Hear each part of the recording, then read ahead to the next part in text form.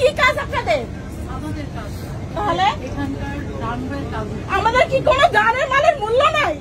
আমাদের অবস্থাটা দেখছেন আপনারা একটু? এটা কি আমাদের শাস্তি দিচ্ছেন আপনারা?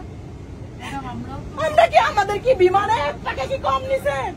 না আমাদের কাছে পেমেন্ট পাবেন? আপনি সাধারণ পাবেন? আমাদের কোনো দাম নাই না। টেকনিক্যাল রিজনে ইয়া করা হচ্ছে। এটা কি হচ্ছে? আচ্ছা ম্যাডাম আমরা আসি। এই যে আপনাদের সিনিয়র স্টাফ দেখেন, এখানে সিনিয়র স্টাফ কোথায়? দেখেন কালকে থেকে আজকে পর্যন্ত তাহলে আমাদের কেন কোনো উনি খোঁজই আমাদের নাই যাচ্ছে?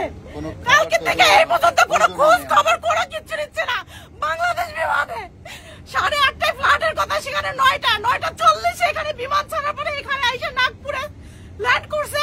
বলছে যে ওয়েদারের সমস্যা, কোনো ওয়েদারের সমস্যা না, আগুন জ্বলছে তার জন্য এখানে ল্যান্ড করার পর থেকে কালকে থেকে এই পর্যন্ত কোনো আমাদের খোঁজ খবর নেয় না। আমার বিমানের যাত্রীরা প্রচন্ড পরিমাণে অসুস্থ, তারপরে কোনো খোঁজ নাই খবর নাই। কেন এখন এখানে 2 ঘন্টা কেন ল্যান্ড করবে? কি কারণটা কি? কোন ধরনের কোনো ধরনের সুযোগ সুবিধা নাই, কোনো ধরনের সুযোগ সুবিধা নাই। আমরা কি মানুষ না? আমরা প্রবাসী বলে কি তাই বলে আমাদের সাথে এরকমটা হবে?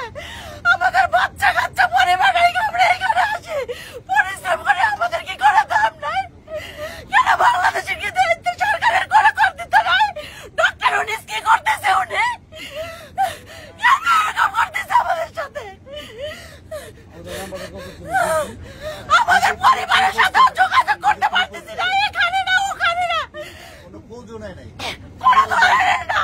এয়ারপোর্টে বসে এখানে বাচ্চা অসুস্থ, মেয়ে মানুষ অসুস্থ, এই দেখেন আমার অবস্থা করে কি অবস্থা দেখেন আমার। প্রত্যেকটা যাত্রী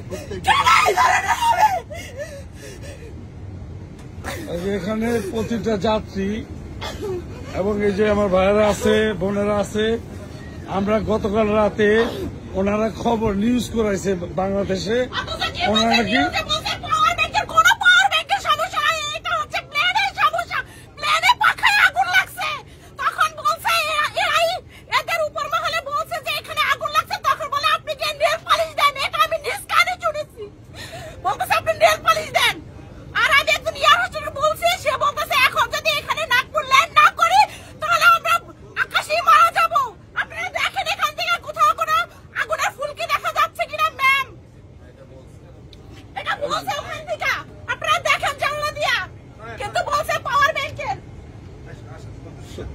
এখানে আমরা গতকালকে ফ্লু করছি বাংলাদেশ থেকে দুবাইয়ের উদ্দেশ্যে BG347। যা হোক, আমি নিজে খেলা দেখার জন্য দুবাই যাইতেছিলাম। খেলা তো দূরের কথা, খেলা কিছু দেখতেই পারবো না। আর ওনারা বলছে যে ওনারা নাকি আমাদের ফুল সাপোর্ট দিছে নাক করে না, এটা বলছে, কিন্তু এই যে এটা বলছে ওনারা আমাদের ফুল সাপোর্ট করছে নাকি ওনারা।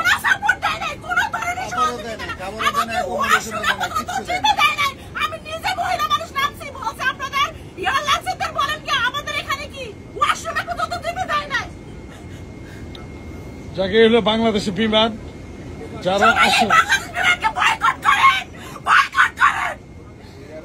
বাংলাদেশ বিমান আসলে আমাদের একটা প্রতিষ্ঠান এবং এটা আমাদের জন্য, আমাদের বাংলাদেশের জন্য একটা লস্ট প্রজেক্ট।